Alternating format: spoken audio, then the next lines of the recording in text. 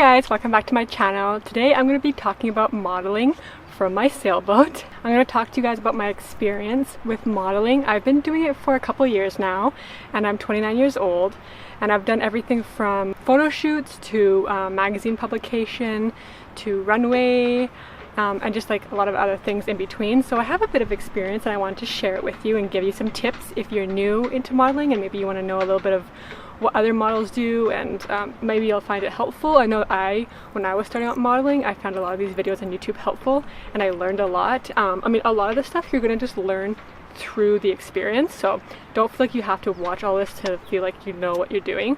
You're gonna learn on the way, but it's always helpful to have some tips, right? So I will start with runway. Runway is one of my favorite fashion modeling things to do. It's so much fun.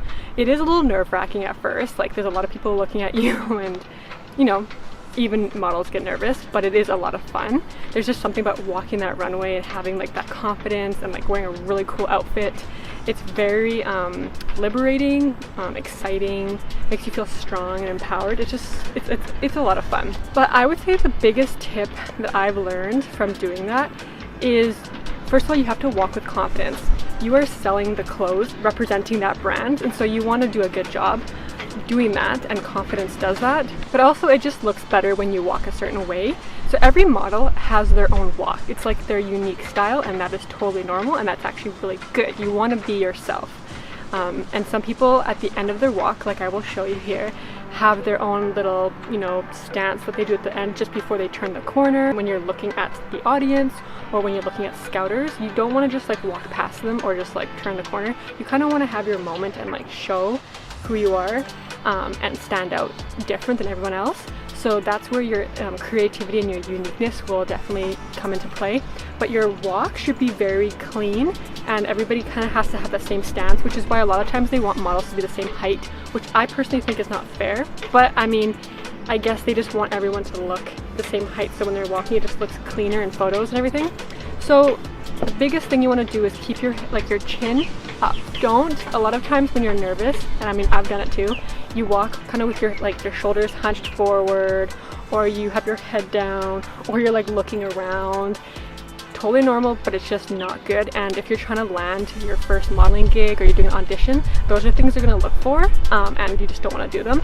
So instead you want to have your like shoulders back, like not super like back where you look weird, but just back normally. And then you want to have your head up. And one thing that I was taught was to kind of pretend like you're a ballerina and you have a string from the top of your head being pulled up. So that really like elongates you, and it just looks the best when you're walking.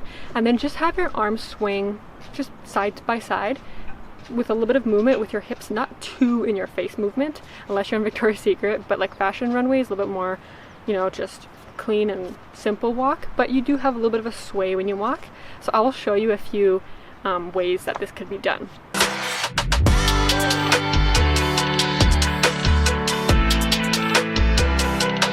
You also don't want to walk too fast, like you're like hurrying down the runway, and you also don't want to walk too slow. So it's not really find that middle balance, which I'll show you here as well. It just looks better, it shows more confidence, but you want people to have the time to actually look at what you're wearing, or if you're doing an audition, you want people to have the chance to actually see you, but at the same time you don't want to be too slow, right?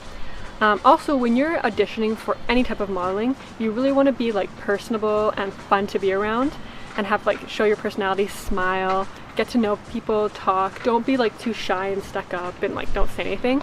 You really want to get to know each other, and I feel like from the auditions that I've been to, I've noticed that the ones who really get through or get the job or whatever are the ones who talk and share a little bit about themselves, more outgoing. And even if you are nervous, it's even just like saying hi, how are you, and like just being a little bit communicative, it really goes a long way.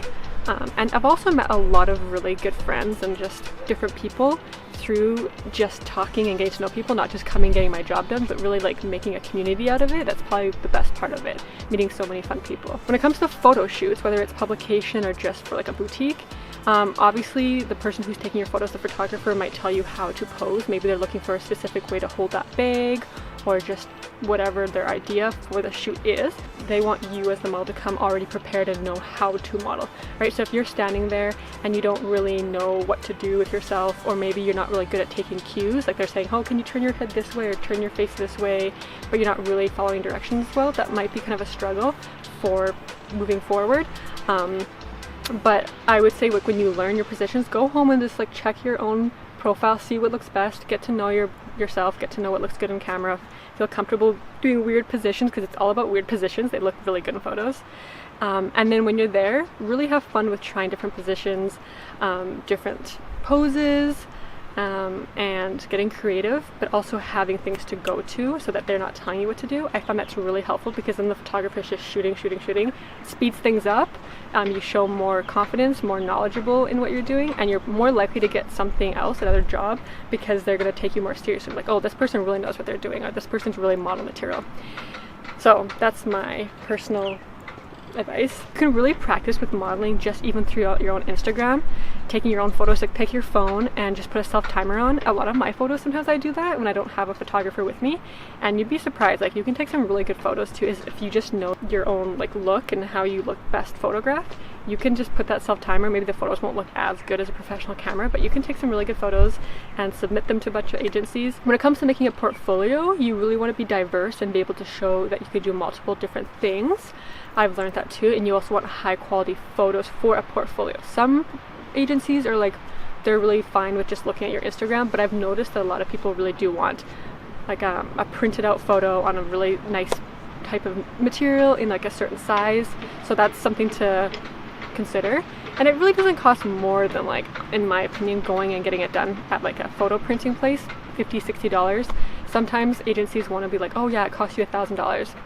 I personally don't really think that's legit. It really doesn't cost that money. So I would like maybe look around and see if you can find another photographer that will do it a little cheaper, or you can just get more photos at least for what you're spending.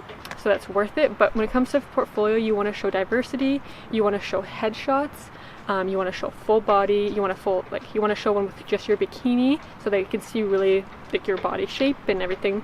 And then you also want to show photos with more of a fitted look so they can see how close fit on you.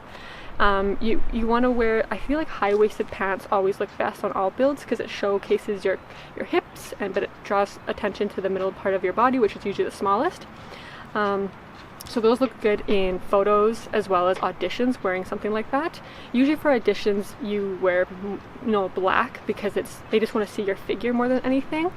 But I don't know, I don't think there's like a written rule behind that. I mean, that's probably the best thing to do, but I like to, like, if I want to wear all black, I'll wear all black, but then I'll put some really colorful earrings on or something just to stand out and make some uniqueness to it. As you can see right now, I love color, so for auditions I'll wear all black, but then when it comes to photo shoots, I'm really excited when it's all about color, because I think color shows personality and I just think it sells clothes better. That's just me. But yeah, in your portfolio you want to have headshot, full body, a bathing suit shot, and then maybe some different locations, different backgrounds, different types of angles, and just show them what you can do. You don't want to have the same type of photo. You're more likely to get more different types of work as well. My biggest advice too is that there's a lot of people out there wanting to do modeling, and so don't feel bad if you don't get the job or if someone else gets it or whatever.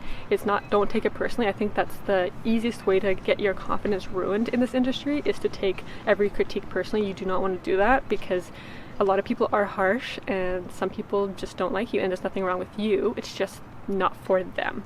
And so you want to still have the confidence in yourself and still love yourself and still be okay with your body no matter what they say, because at the end of the day it's your body and that's a job, and you shouldn't change everything about your body just for that job. So if they're not going to like you for who you are, then it's not really worth it, in my opinion. Whether you're a plus size or you're really, really thin, I think all bodies matter. All bodies are great, and so just looking for that right person who wants to work with you. But yeah, I thought I would make this video and just give you some of my tips and my experience in it, and I hope you found it useful. Maybe you can leave me some comments down below if you've done modeling, and maybe you have other tips and advice you want to give other girls or women who are doing this. I'm really grateful for all the experiences I've had and opportunities, and it's really great, especially at 29, that I can call myself a model and do the things that I love. So yeah, I hope you guys enjoyed watching, and I will see you guys in the next video. Bye!